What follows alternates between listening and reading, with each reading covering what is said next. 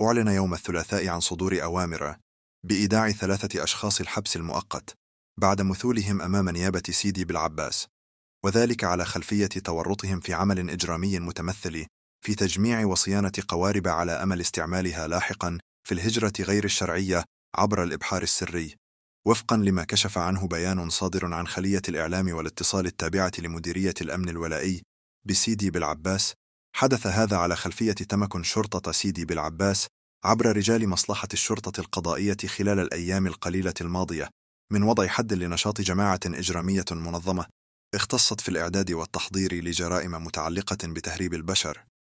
وهي التي تشكلت من 3 أفراد تتراوح أعمارهم ما بين 30 إلى 50 سنة. تبين بعد التحقيقات والتحريات ضلوعهم المباشر في الجريمة، وتقع الورشة السرية التي كان يتم على مستواها تحضير القوارب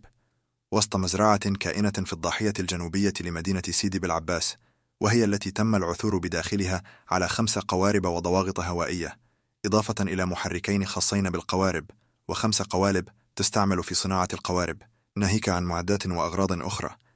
كانت تستعمل في العمل الإجرامي، ما عجل بحجز كل هذه الأدوات. وكانت العملية قد أنجزت بناء على معلومات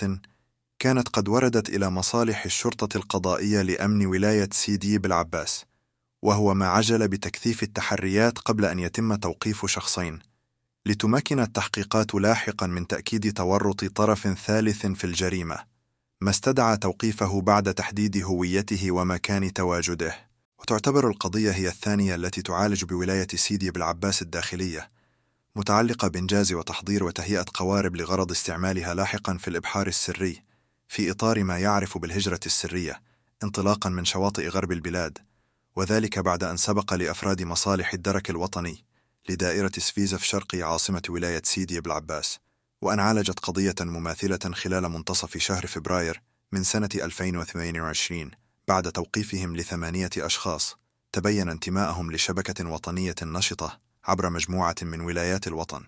كولاية وهران وعين تيموشنت وشلف وحتى ولاية ميلا بشرق البلاد.